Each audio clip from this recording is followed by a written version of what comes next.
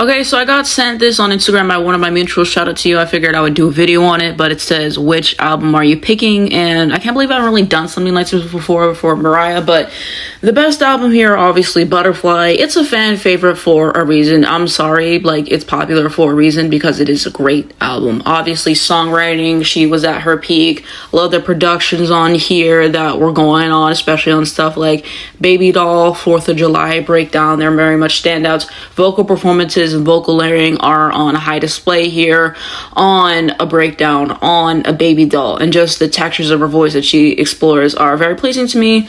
And yeah, Butterfly the song, one of my favorite Mariah Carey songs of all time. You know, I just think it's really powerful to listen to, especially that bridge as well. I mean, what's there not to love about Butterfly? Even the Beautiful Ones has grown on me. So yeah, I think it's an excellent album. I think it's really strong. And I have a lot of love for it, obviously. So I think it's her best album, my favorite album of all time, probably Butterfly, number 1, case closed. Number 2, Daydream. You know, I think Daydream is fantastic as well. If you say it's her best album, I'm not really going to argue with that. Underneath the Stars is my favorite Mariah Carey song. And I think it's just gorgeous from, you know, singing perspective. Love her songwriting on here, the imagery she paints. The production is perfect, and the record scratches that they put in the beginning. It's just all those little details that make Underneath the Stars so great. And then you also had some underrated gems on here like I Am Free, which was powerful. Forever, which is a really good song. Obviously you have classics like Fantasy and Always Be My Baby.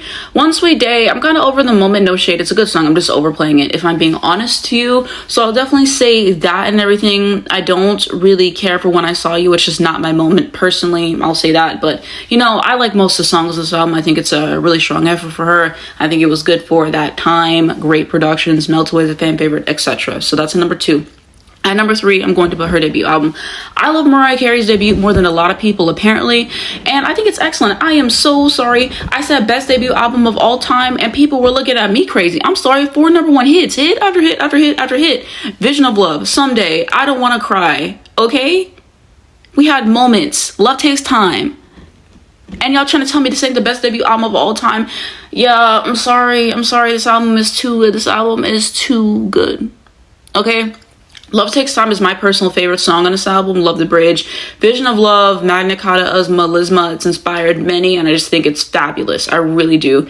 I remember whenever I played this album, Vision of Love came on, and it changed me that day, December 17th of 2020. I will never forget what Vision of Love did for me. And I listened to 3 Mariah albums that day, the first 3. So you had that, obviously. You had a political kind of statement, and There's Gotta Be a Way, which unfortunately is still very accurate to this day. And then All in Your Mind, and also Alone in Love, which she wrote at 14. Which is kind of insane, by the way. So you have that. Sent From Up Above was a nice R&B cut. Prisoner is always a jam. So yeah, love her debut album. I think it was good for the time. I think it was good for the time. She threw it all at the wall and she said, I'm going to show you guys what I can do vocally. And yeah, one of the greatest singers of all time. I do not care. I'm so sorry. Number 4, Music Box. You guys know that Music Box, I don't really go up for it. Some of my friends be telling me like, oh, you said Music Box was trash. I'm like, I never said that. I don't know why you keep being revisionist with what I said about Music Box. What I said about Music Box, and I'll say it again, is that it's a good album. However, I feel like it does not represent who Mariah is as an artist, okay?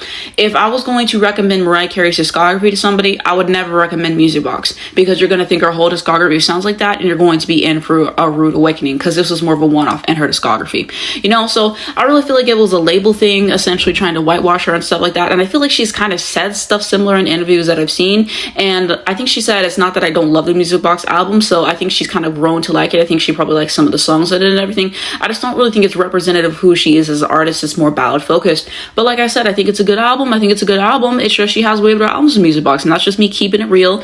And yeah, so favorite songs on Music Box, obviously.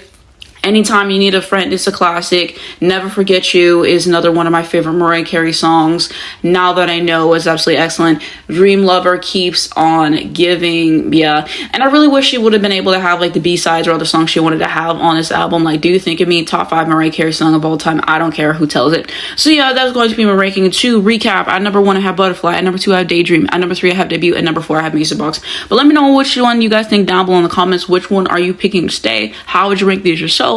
What are your favorite songs? And let's continue that conversation.